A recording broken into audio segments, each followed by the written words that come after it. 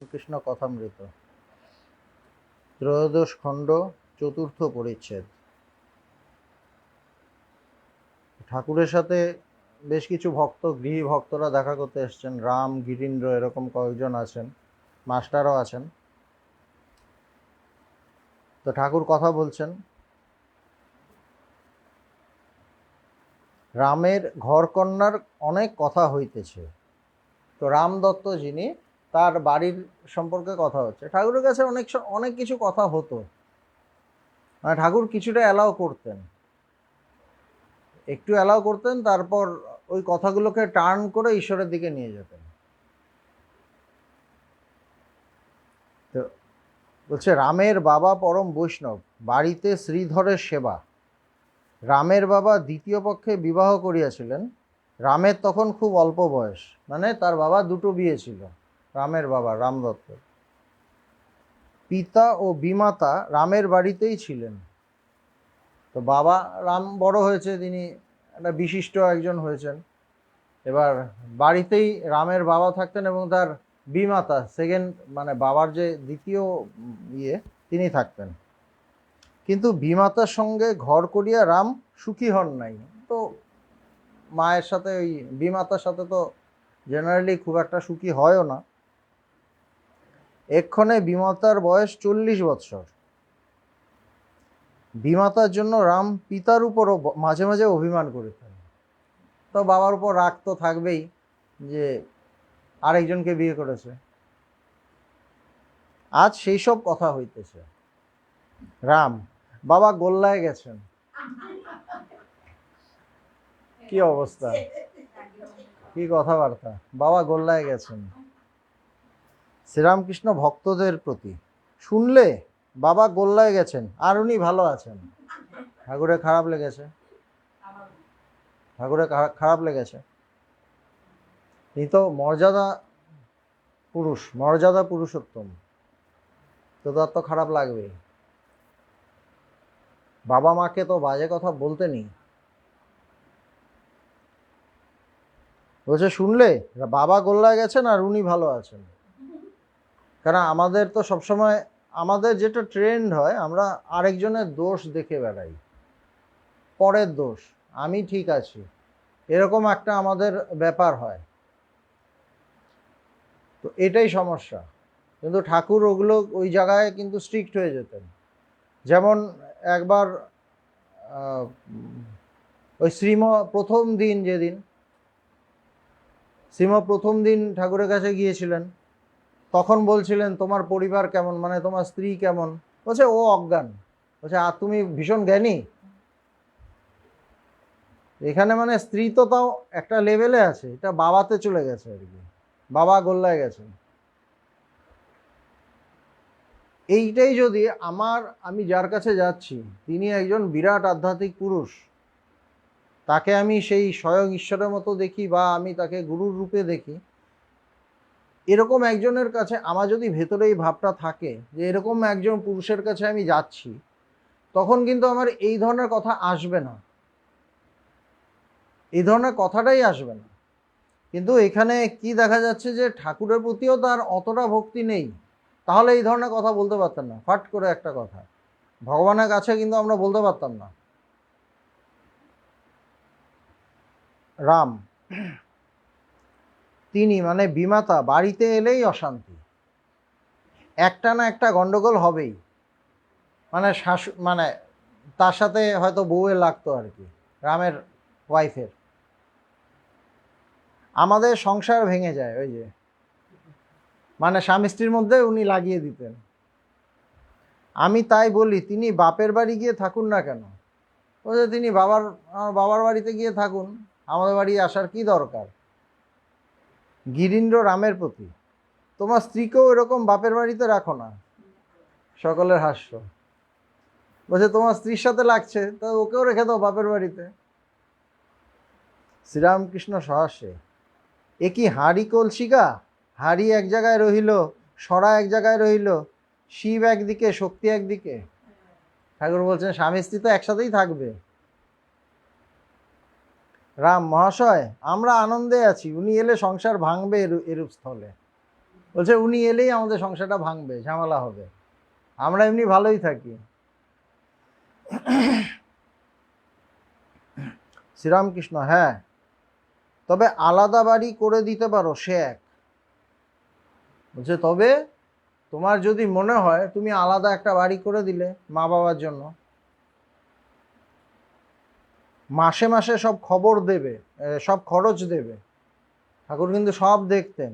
বলে তুমি সন্তান, তোমার তো দায়িত্ব তাদের খাওয়ানো পড়ানো, মাসে মাসে খরচ দেবে। বাবা মা কত বড় গুরু। মহাপুরুষরা কিন্তু কখনো বাবা মাকে অশ্রদ্ধা করতে শেখান না। ভগবানকেও দেখেছি, কোনোদিন অশ্রদ্ধা করতে শেখান না, কিন্তু সত্যটা বলে দেন, সত্যটা জানান, কিন্তু অশ্রদ্ধা করতে বলেন না। বাবা মাকে শ্রদ্ধা করতে বলেন, ভালোবাসতে বলেন, আরো বেশি করে ভালোবাসতে বলেন, তাদের কথা ভাবতে বলেন। ঠাকুরও একই, তাদের তো চিন্তাধারা একই রকম হবে, তাদের তাদের প্রেমটা যেরকম সর্বব্যাপী, সবার জন্য তারা ভাবছেন, তো ওইভাবেই হবে। বাপ মা কত বড় গুরু। রাখাল আমায় জিজ্ঞাসা করে, বাবার পাতে কি খাবো? রাখাল মানে স্বামী ব্রহ্মানন্দ। বলছে বাবার পাতে কি খাবো, মানে উনিও বাবাকে হয়তো খুব একটা পছন্দ করতেন না, কেননা রাখাল মহারাজ আসতেন ঠাকুরের কাছে, রাখালের বাবা পছন্দ করতো না অতটা।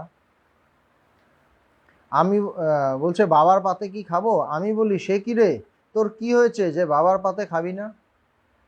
বলছে তুই কে, বাবার পাতে খাবি না কেন?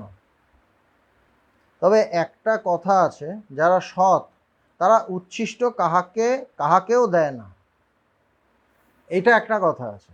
এই জন্য বললাম যে তিনি শ্রদ্ধা করতে শেখান, আবার সত্যটা জানিয়ে দেন, সত্যটা জানিয়ে দেন, কিন্তু বলেন না যে অশ্রদ্ধা করো, কাউকে ছোট করো, বলেন না, কিন্তু সত্যটা বলে দেন। এই যে যেমন আমরা দেখলাম যে বাবার পাতে খাবি না কেন, কিন্তু একটা কথা আছে, মানে এরপর যেটা বলছেন এটা হলো সত্য। কি বলছেন? যারা সৎ তারা উচ্ছিষ্ট কাহাকেও দেয় না, যে সৎ, এমনকি উচ্ছিষ্ট কুকুরকেও দেওয়া হয় না। গিরীন্দ্র মহাশয়, বাপ মা যদি কোনো গুরুতর অপরাধ করে থাকেন, কোনো ভয়ানক পাপ করে থাকেন, বলছে এরকমও তো হয় বাবা মা একটা খুব বাজে পাপ করেছে, অপরাধ করেছে, এই সেই। শ্রীরামকৃষ্ণ: তা হোক, মা দ্বিচারিণী হলেও ত্যাগ করবে না। বলছে মা যদি ঠিক না থাকে তাও তাকে ত্যাগ করবে না। অমুক বাবুদের গুরুপত্নীর চরিত্র নষ্ট হওয়াতে তারা বললে যে ওর ছেলেকে গুরু করা যাক।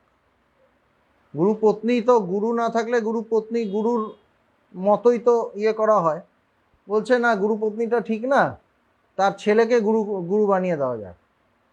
আমি বললাম সে কি গো, ওলকে ছেড়ে ওলের মুখী নেবে? কি সুন্দর বলছে, ওলকে ছেড়ে ওলের মুখী নেবে?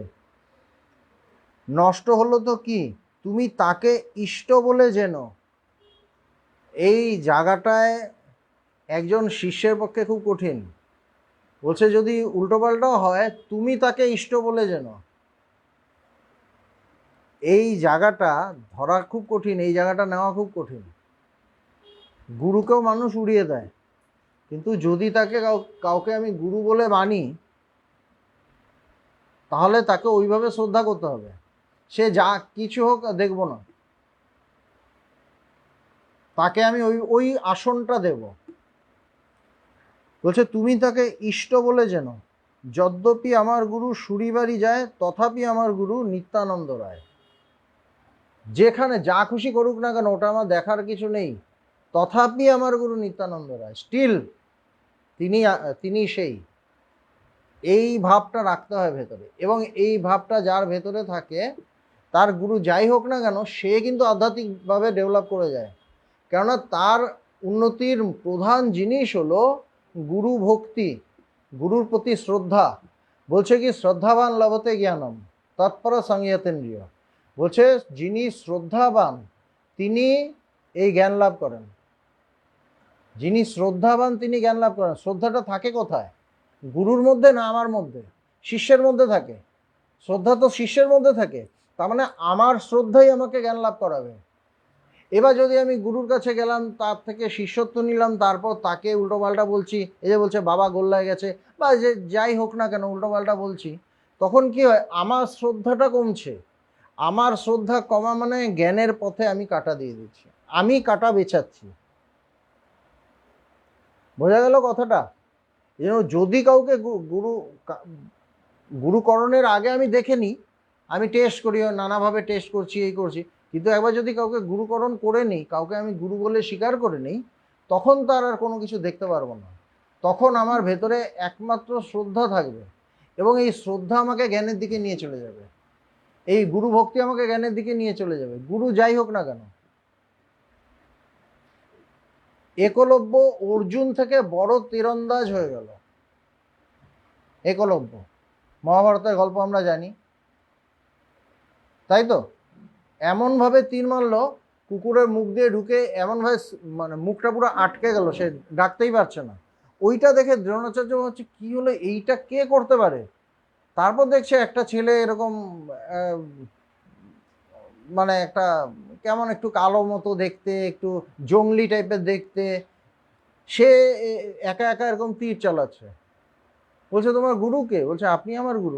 আমি কিভাবে তোমার গুরু? আমি তো কোনোদিন তোমাকে শিক্ষা দিইনি। বলছে আপনার মূর্তি আমি স্থাপন করে আপনাকে গুরু হিসেবে মেনে আমি চালাচ্ছি। এই যে শ্রদ্ধা, সে গুরু হিসেবে স্বীকার করে নিয়েছে, এবং ওই মূর্তিটা এমনভাবে শ্রদ্ধা করেছে, ওই মূর্তিটা তাকে শিখিয়ে দিয়েছে, মানে অ্যাকচুয়ালি তার শ্রদ্ধাই গুরু রূপে তাকে শেখাচ্ছে। তার ভেতরে শ্রদ্ধা গুরু রূপ নিয়ে তাকে শিখিয়ে দিচ্ছে সব। সে অর্জুন থেকে বড় তীরন্দাজ হয়ে গেল। দ্রোণাচার্য বাধ্য হলেন তার বুড়ো আঙ্গুল কেটে দিতে। বলছে তুমি বুড়ো আঙ্গুল কেটে আমাকে গুরু দক্ষিণা দাও, নাহলে আমার প্রিয় শিষ্য তো যাবে, মুশকিল হয়ে যাবে। ইয়েকে অর্জুনকে হাতে কলমে শিক্ষা দিচ্ছেন, কিন্তু একলব্য তার থেকে বড় হয়ে গেল।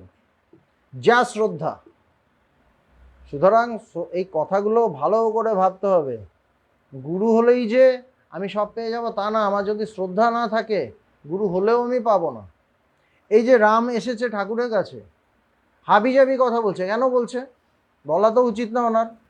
আমার বাবা গোল্লায় গেছেন, কার সামনে বলছি? আমার খেয়াল রাখতে হবে, স্বয়ং ঈশ্বরের প্রতিভূতি নেই, তার সামনে আমি কথা বলছি, আমি ভুল করছি। ঠাকুর যেহেতু সহজভাবে কথা বলেন, গল্প করেন, এই করেন সেই করেন, সেই জন্য সহজ পেয়ে গেছে। তা বলে তো তিনি সহজ নন, তিনি স্বয়ং ঈশ্বর। এই যে শ্রদ্ধা, এই শ্রদ্ধা যার থাকবে সে উন্নতি করবে, যার থাকবে না সে কিচ্ছু হবে না।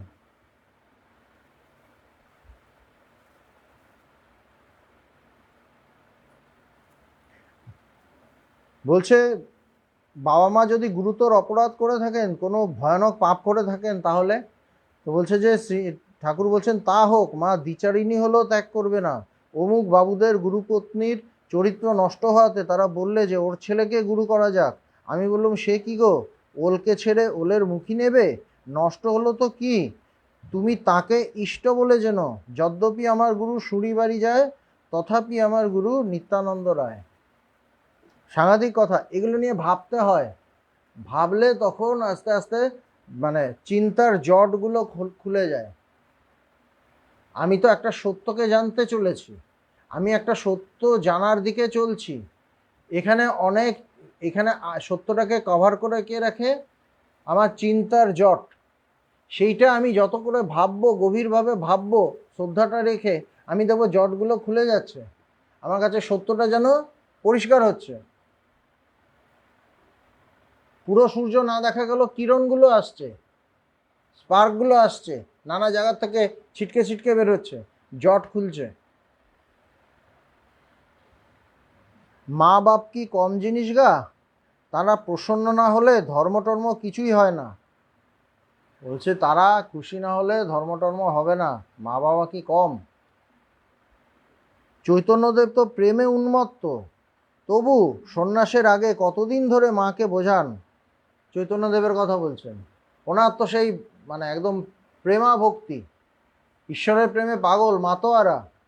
কিন্তু সন্ন্যাস যখন নেবেন, তার আগে মা তো বুঝতে চাইছে না যে ছেলে বেরিয়ে যাবে। তোর মাকে অনেক দিন ধরে চেষ্টা করছেন, বোঝানোর চেষ্টা করেছেন, কিন্তু তার তো মা তো আর সেই ঈশ্বরকে নিয়ে, তিনি যদি ইগনোরও করতে পারতেন মাকে, যে মাকে বোঝানোর কি আছে, ইগনোর করছেন, তা কিন্তু করেননি। কোনো মহাপুরুষ মানে দেখা যায় তারা ভীষণভাবে মাতৃভক্ত এবং পিতৃভক্ত। যে কোনো মহাপুরুষ, সে ঠাকুর হন, ভগবান রিটায়ার করলেন, ওখানে তখন গুয়াহাটিতে প্রচুর ভক্ত, ভালো ভালো ভক্ত, কিন্তু বিরাটিতে তখন কিচ্ছু নেই, এক নিত্যানন্দজি আর একজন দুজন মুন্না, হ্যাঁ 2-3 জন আছে, বেশি কেউ নেই। ওখানে রিটায়ার করলেন, তার আগে তো অফিস যেতে হতো, সময় পেতেন না। রিটায়ার করার পর কি তার অখণ্ড অনেক অনেক সময়, সারাদিন ঘরে ভক্তরা তাকে মাথায় করে রাখছে, কোনো অসুবিধে নেই। ভালো ভালো ভক্তরা ওখানে, প্রদীপ দা, রঞ্জিত দা, এরকম প্রচুর, শুভ্রদা, সব ভালো ভালো সব ভক্তরা আছে। ভগবান সবাইকে ছেড়ে বললেন আমি বিরাটি চলে যাব। বলছি কেন? না ওখানে মা আছে। এলেন, কয়েক বছর মায়ের সেবা করলেন, মা তারপর দেহ রাখলেন। কয়েক বছর না, বোধহয় 1 বছর, 1-1.5 বছর, এর বেশি না। না আসলেও পারতেন, কেননা বিরাটিতে এসে পড়লেন কি একটা বাজে জায়গায়, ওখানে মানুষ টানুষ সেরকম তখন আসছে না, অতটা আসছে না, কিন্তু তাও ভগবান এলেন, অত বড় ভক্তমণ্ডলীকে ছেড়ে চলে এলেন, এই তার মাতৃভক্তি। তো কোনো মহাপুরুষকে দেখা যাবে যদি তিনি ভীষণভাবে মাকে ভালোবাসেন, বাবাকে ভালোবাসেন, এটা থাকবেই। তো বলছেন চৈতন্যদেবের কথা বলছেন, তবু সন্ন্যাসের আগে কতদিন ধরে মাকে বোঝান, বললেন মা আমি মাঝে মাঝে এসে তোমাকে দেখা দিব। মানে মা তো মানতে পারছে না যে আমার ছেলে বেরিয়ে যাবে, বলছে না আমি আসবো মাঝে মাঝে। বলতেই পারতেন কা তব কান্তা কস্তে পুত্র, হ্যাঁ শঙ্করাচার্য বলে গেছেন কে তোমার ছেলে, কে তোমার বউ, বলেননি, কিন্তু বলছে না না আমি আসবো।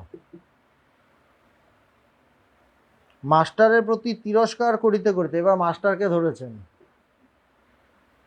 মাস্টার এটা লিখছেন, মাস্টারের প্রতি তিরস্কার করিতে করিতে, কি বিউটি, মাস্টার নিজেই লিখে যাচ্ছেন। আমাকে যেদিন ঝাড়টা দেবে আমিও তো লিখবো না, আমি আটকে ব্লক করে দেব, মানে ওটা আর বলবো না, কিন্তু উনি কিন্তু বলছেন সব। কি সুন্দর এই ভক্তি, মাস্টারের প্রতি তিরস্কার করিতে করিতে। আর তোমায় বলি, বাপ মা মানুষ করলে, এখন কত ছেলেপুলেও হলো মাগ নিয়ে বেরিয়ে আসা। উনি তো বাবা মার সাথে থাকতেন না, ঘরে ঝামেলা ছিল, আগের দিন আমরা পড়েছিলাম না, যে বলছে যে খুব সমস্যা, আর ঠাকুর বলছেন না তুমি আবার ফেরত যাও, ওখানে যাও। মাস্টারকে কিন্তু চার্জ করে দিচ্ছেন, অন্যদের সাথে কথা হচ্ছিল, এবার মাস্টারকে চার্জ করে দিয়েছেন। তোমাকেও বলি, বাপ মা মানুষ করলে, এখন কত ছেলে পিলেও হলো, বলছে তোমার সন্তান টন্তান হলো, বিয়ে হলো, সব হলো, এখন সবাইকে নিয়ে বেরিয়ে চলে এলে, বউকে নিয়ে চলে এলে। মাগ নিয়ে বেরিয়ে আসা, বাপ মাকে ফাঁকি দিয়ে ছেলে মাগ নিয়ে বাউল বৈষ্ণবী সেজে বেরোয়। তোমার তোমার বাপের অভাব নাই বলে, না তা না হলে আমি বলতুম ধিক। বলছে বাবার অভাব নেই, মানে পয়সা কড়ি আছে, না হলে আমি ধিক্কার দিতাম তোমাকে। তাও ধিক্কার দিচ্ছেন। ঠাকুর মানতে পারছে না যে এরকম বেরিয়ে চলে এসেছেন। কতগুলি ঋণ আছে, দেবঋণ, ঋষি ঋণ, আবার মাতৃঋণ, পিতৃঋণ, স্ত্রী ঋণ। মা বাপের ঋণ পরিশোধ না করলে কোনো কাজই হয় না। বলছে বাবা মার ঋণ পরিশোধ করতে হয়, না হলে ভালো কাজ কোনো কাজ হয় না। স্ত্রীর কাছেও ঋণ আছে। হরিশ স্ত্রীকে ত্যাগ করে এখানে এসে রয়েছে, এবার হরিশের দিকে, হরিশ বোধহয় আসেনি, বেঁচে গেছে। বলছে ও স্ত্রীকে ছেড়ে চলে এসেছে, স্ত্রীকে ত্যাগ করে এসেছে। যদি তার স্ত্রীর খাবার জোগাড় না থাকতো, বলছে যদি স্ত্রী খেতে টেতে পায়, অসুবিধা হয় না, যদি খাবার জোগাড় না থাকতো তাহলে বলতুম, বলে একটা গালি আছে আর কি, ওটা আর বললাম না। জ্ঞানের পর ওই স্ত্রীকে দেখবে সাক্ষাৎ ভগবতী। জ্ঞানের পর স্ত্রীকে দেখবে সাক্ষাৎ ভগবতী। চণ্ডীতে আছে ইয়া দেবী সর্বভূতেষু মাতৃরূপেণ সংস্থিতা, তিনিই মা হয়েছেন। বলছে সেই দেবীকে বলছেন সর্বভূতে মাতৃরূপে আছেন। যত স্ত্রী দেখো সব তিনি। তাই আমি বৃন্দেকে কিছু বলতে পারি না। বৃন্দা মানে ঠাকুরের ওখানে কাজের ইয়ে। কেউ কেউ শোলক ঝাড়ে, লম্বা লম্বা কথা কয়, কিন্তু ব্যবহার আরেক রকম। বলছে বড় বড় কথা বলে কিন্তু ব্যবহার ঠিক নেই। কথা যে বড় বড় বলবে তার সাথে তার ব্যবহারটা সেই রকম হতে হবে। ব্যবহার একরকম, কথা আরেক রকম, তাহলে হবে না। আমি মুখে বড় বড় বেদান্তের কথা বলছি কিন্তু দেখা যাচ্ছে মায়ের সাথে উল্টোপাল্টা করছি, মাকে যা খুশি বলে দিচ্ছি, মাকে মারছি, তাহলে বুঝতে হবে আমার কিচ্ছু হয়নি, কিচ্ছু হয়নি, ভেতরে কিচ্ছু হয়নি, ওপরেই সব। এই জন্য বলছেন কেউ কেউ শোলক ঝাড়ে, লম্বা লম্বা কথা হয় কিন্তু ব্যবহার আরেক রকম, ব্যবহার ঠিক না। রামপ্রসন্ন ওই হঠযোগীর কিসে আফিম আর দুগ্ধের জোগাড় হয় এই করে বেড়াচ্ছে। রামপ্রসন্ন বলে কেউ একজন আছে, তো কয়েকদিন আগে পড়েছিলাম না, একজন হঠযোগী এসেছে, সে বলছে যে আপনি একটু বলে দিন যেন আমার আফিমার ওইসব দুধের টুধের ব্যবস্থা করে, এরকম এই ধরনের কিছু ছিল। তো বলছে রামপ্রসন্ন বলে কেউ একজন আছে, সে বলছে সে ওই হঠযোগী কিভাবে আফিম খাবে আর দুধ খাবে, কিভাবে জোগাড় করতে হবে সেটা নিয়ে ব্যস্ত, এই করে বেড়াচ্ছে। তার মানে ঠাকুর পছন্দ করছেন না।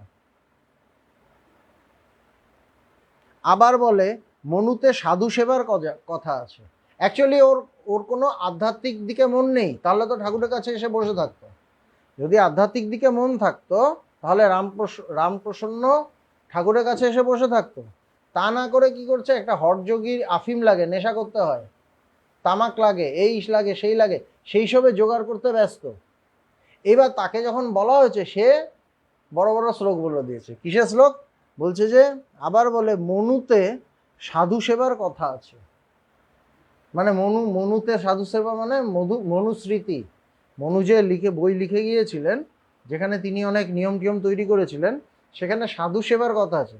এই একটা সাধুর আফিম টাফিম জোগাড় করে দেওয়া হলো সাধু সেবা তার কাছে, মানে ওখান থেকে সেও একটু টান টান দেবে আর কি।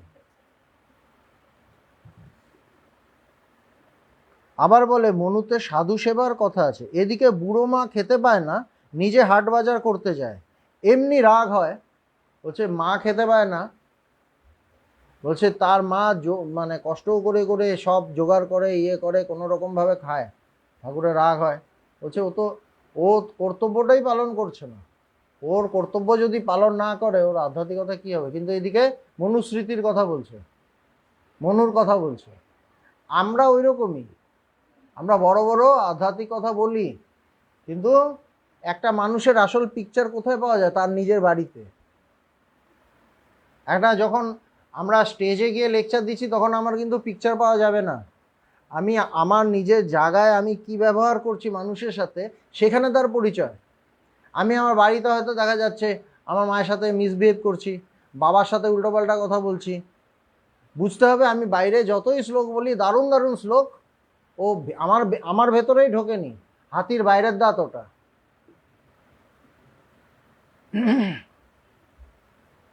তবে একটি কথা আছে, বলছে এতক্ষণ বললেন, বলছে এবার একটা কথা আছে কি, যদি প্রেমোন্মাদ হয় তাহলে কে বাপ, কে বা মা, কে বা স্ত্রী। বলছে তার এমন অবস্থা হলো, প্রেমে উন্মাদ, ঈশ্বরের প্রেমে, আর কোনো কিছু জগতের কোনো খেয়াল নেই, জগতের কোনো খেয়াল নেই। তখন বলছে কে বাবা, কে মা, কে স্ত্রী, ওই অবস্থায়। এমনি না, ঈশ্বরকে এত ভালোবাসা যে পাগলের মতো হয়ে গেছে, তার কিছুই কর্তব্য নাই, সব ঋণ থেকে মুক্ত। বলছে এরকম যদি হয়, তার ঈশ্বরের প্রতি এরকম ভালোবাসা হয় যে ঈশ্বর ছাড়া কিচ্ছু বুঝছে না, তখন তার আর কিন্তু কোনো আর ঋণ নেই। সে যদি বিয়েও করে তার স্ত্রীর ঋণ নেই, সে সন্তান বাবা মার ঋণ নেই, কেননা ঈশ্বরের প্রতি সব চলে গেছে। ঈশ্বরের প্রতি সব দিয়ে দিয়েছে, ঢেলে দিয়েছে, তখন আর ঋণ নেই। প্রেমোন্মাদ কিরকম? সে অবস্থা হলে জগৎ ভুল হয়ে যায়। বলছে সেটা কিরকম? বলছে জগৎ ভুল হয়ে যায় সেই অবস্থা হলে। নিজের দেহ যে এত প্রিয় জিনিস তাও ভুল হয়ে যায়। নিজের দেহ এত প্রিয়, বলছে ভুল হয়ে যায়, খেয়াল থাকে না। চৈতন্যদেবের হয়েছিল, সাগরে ঝাঁপ দিয়ে পড়লেন, সাগর বলে বোধ নাই। সাগরে বেশ কয়েকবার ঝাঁপ দিয়ে পড়েছেন, তার ওই সাগরের রং মানে নীল দেখে তার কৃষ্ণের কথা মনে হয়েছে, মনে হয়েছে কৃষ্ণ অনন্ত, কৃষ্ণ তো অনন্ত, তার মনে হচ্ছে সেই ওখানে ঝাঁপ দিয়ে পড়েছে। ভক্তরা ধরে টরে তুলে তুলে এনেছে, এবং তার শেষটাও কেউ কেউ বলে যে তিনি ঝাঁপ দিয়ে ইয়ে করে ডুবে গেছিলেন, অনেকে বলে। মাটিতে বারবার আছাড় খেয়ে পড়ছেন, ক্ষুধা নাই, তৃষ্ণা নাই, নিদ্রা নাই, শরীর বলে বোধই নাই। আছাড় মানে কৃষ্ণ নাম করছেন, করতে করতে হরে কৃষ্ণ বলতে আছাড় খেয়ে পড়ছেন। বলছে তার কোনো শরীরের কোনো বোধ নেই, ক্ষুধা তৃষ্ণা কিচ্ছু নেই, তার ঘুম টুম নেই, সব উড়ে গেছে। এই অবস্থা, এই চরম অবস্থায় কোনো ঋণ থাকে না।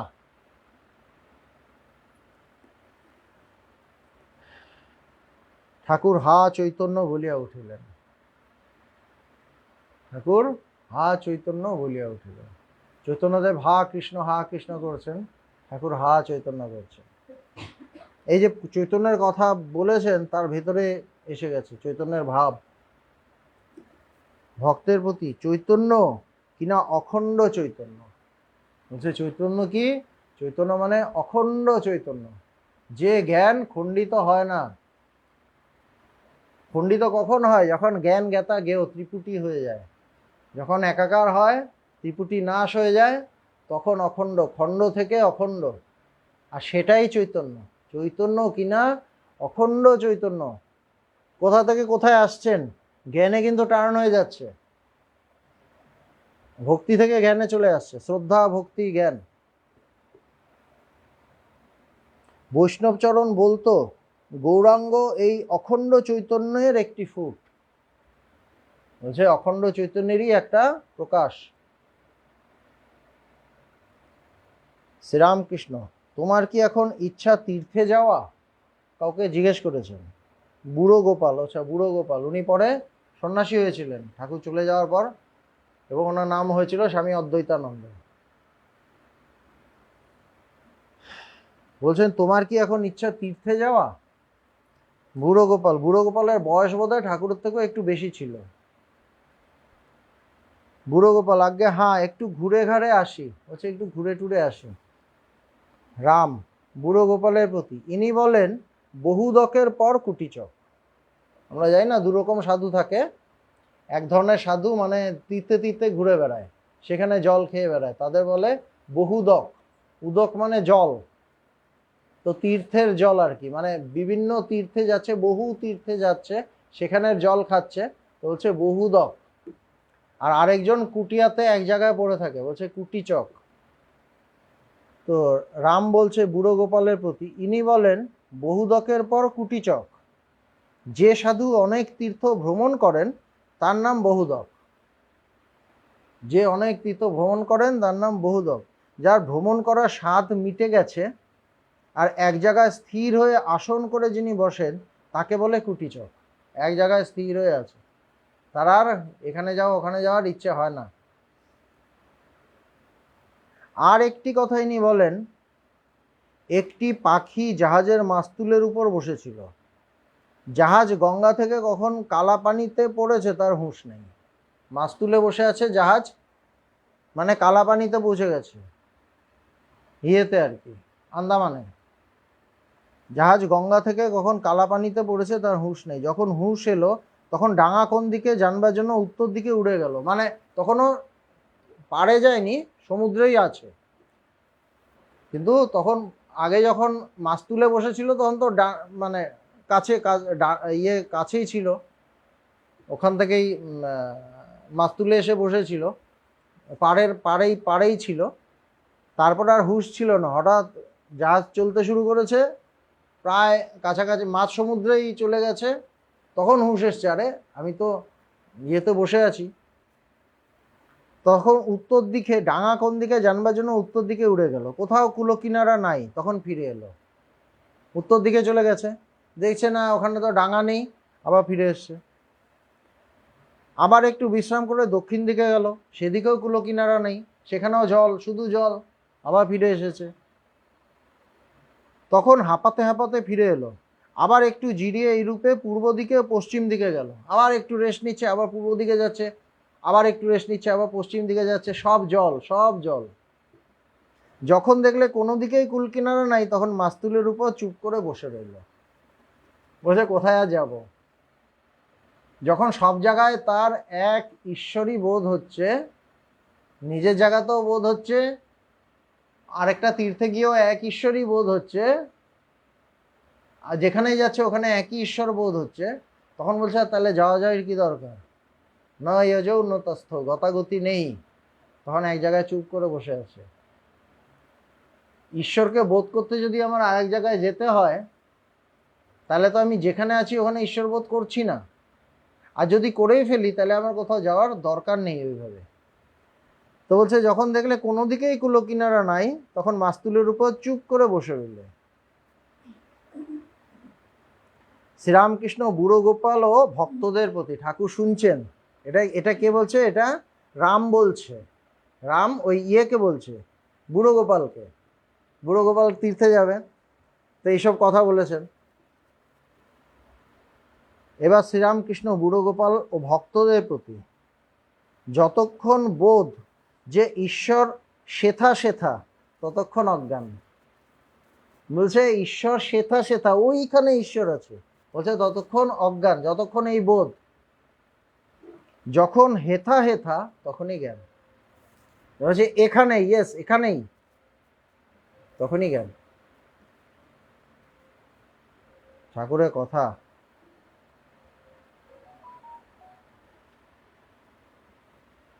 বুড়ো গোপাল ও ভক্তদের প্রতি, যতক্ষণ বোধ যে ঈশ্বর শেথা শেথা, ততক্ষণ অজ্ঞান, যখন হেথা হেথা, তখনই জ্ঞান। সুতরাং শেথা শেথা থেকে হেথা হেথায় আসতে হবে। শেথা শেথা করে বেশি কিছু পাবো না, হেথায় পেলেই সব পাবো। বহুদক থেকে কুটিচক, যে এক জায়গায় তিনি, এখানেই তিনি, এখানেই সব।